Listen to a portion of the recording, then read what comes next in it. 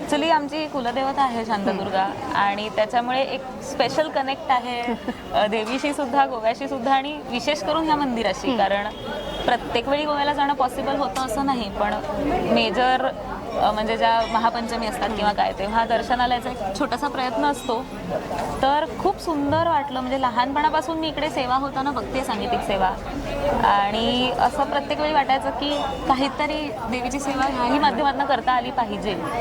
So आज actually एक स्वप्न लहानपणीचं पूर्ण झालं आहे असं वाटतंय की देवीसमोर बसून सादरीकरण करता आलं.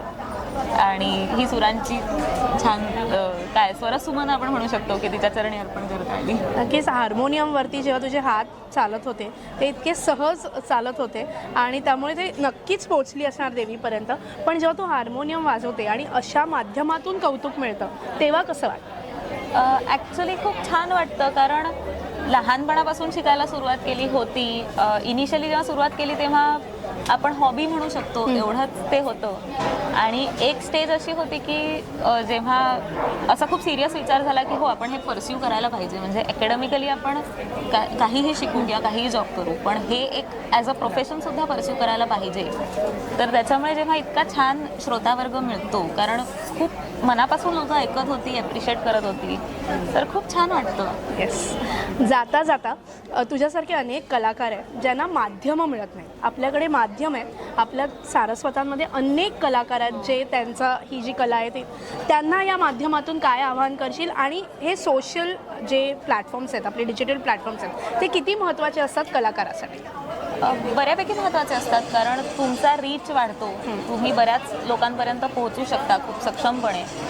आणि आमच्या जनरेशनमध्ये जो काही ट्रेंड आहे की आम्ही रील्स बघतो, तर रील्सच्या माध्यमातून आय थिंक बरेच नवीन कलाकार लोकांसमोर येत आहेत, खूप चांगले कलाकार लोकांसमोर येत आहेत. तर माझं खरंच असं म्हणणं आहे की जसं आता सारस्वत कलाकार हाच इव्हेंट करतायत किंवा त्याचे ऑडिशन्स होस्ट करतायत, तर आय थिंक बऱ्याच सारस्वत कलाकारांनी पुढे येऊन त्याच्यात ऑडिशन्स द्यायला हवेत.